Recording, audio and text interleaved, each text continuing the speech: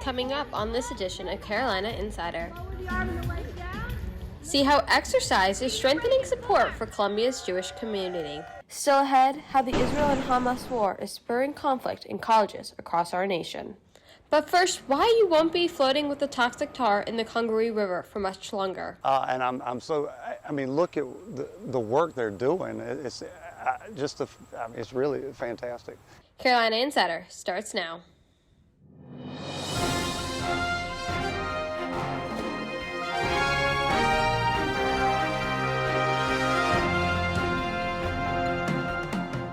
Hello, and thank you for joining us. I'm Brianna Rao.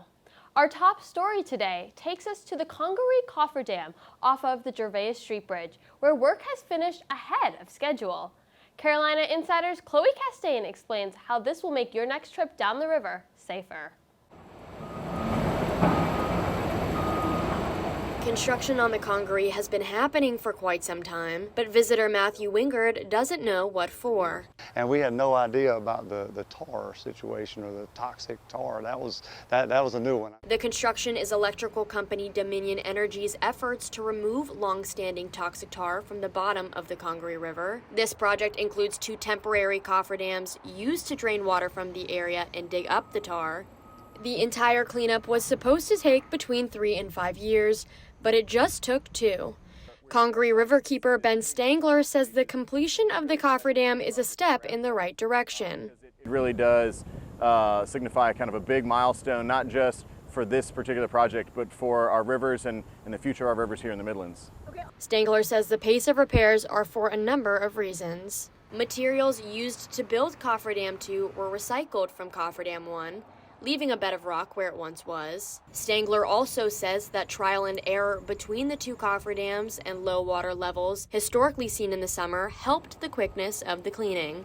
The cofferdams come after the discovery of the 100-plus-year toxic tar polluting the river, but visitors like Wingard are speechless at the pace of repairs. And I mean, look at the work they're doing. It's really fantastic. While we were unable to get inside of the cofferdam, you could still see it from the Gervais and Senate Street bridges. For Carolina Insider, I'm Chloe Castaigne. Thank you, Chloe. According to the state newspaper, the Columbia Housing Authority has settled a $2 million wrongful death lawsuit with the family of a man who died in one of its complexes. Calvin Witherspoon Jr. died from a carbon monoxide leak in 2019 at Ellen Benedict Court. Another man also died in the 2019 incident, which led to the evacuation and eventual demolition of the complex. A larger class action lawsuit has been filed by other families. According to the FBI, rising conflict and death in the Israel and Hamas war is leading to antisemitism, and it's on the rise across U.S. colleges. A Cornell University student was arrested after threatening Jewish students. Here at USC, President Michael Amaritis said that the university will not tolerate violence and will continue offering resources to anyone who needs it. A USC organization is working with the Columbia community to raise support for Israel in a creative way. Here with more on that in today's Cocky Spotlight is Kiki Gushue. Kiki? Thank you, Brianna. USC students, Pilates enthusiasts, and Jewish community members gathered on the Horseshoe to exercise for a cause close to their hearts. The workout was put on by members of the organization Gamecocks for Israel, along with Tara Zigdon, owner of the Pilates Sculpt Studio. The entrance fee was $5, and the money raised will go to Friends of the Israel Defense Forces. This event takes place behind unrest and protests occurring on college campuses across the country. One Jewish USC student was personally touched by this showing of support. I feel a lot better to know that if there were problems, then there would be a huge community there to help.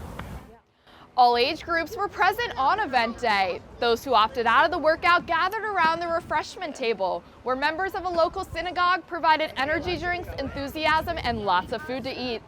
Gamecocks for Israel estimated that Pilates for Israel raised close to $800, putting the club closer to their $10,000 fundraising goal.